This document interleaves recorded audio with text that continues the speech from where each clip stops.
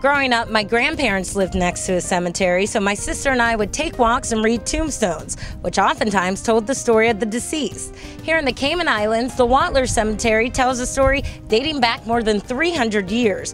Joining me to answer this month's Cayman quiz question is Denise Bodden, the Historic Programs Manager at the National Trust. Denise, one thing I noticed that's different is that there's house-shaped graves here in Cayman compared to those at home. That's absolutely correct.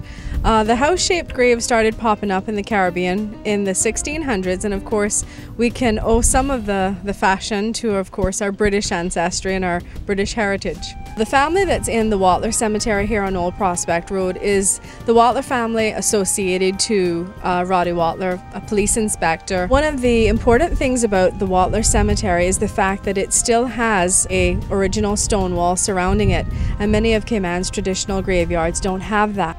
Denise, why are the cemeteries located so close to the sea? In Cayman, we have three main types of terrain. We've got wetland, we've got sand, and of course we have cliff rock.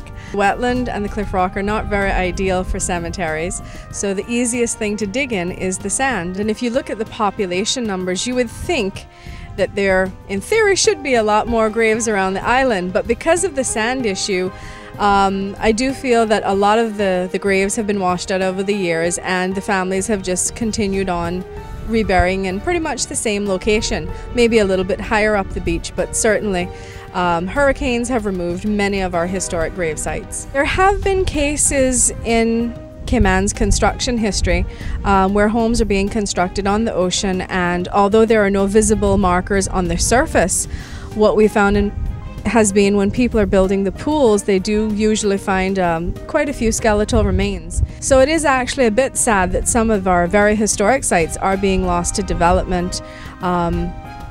But again, if they're not properly maintained and marked, it's very difficult to know where those sites are. Like many of the National Trust historic sites, Watler Cemetery is an outdoor site.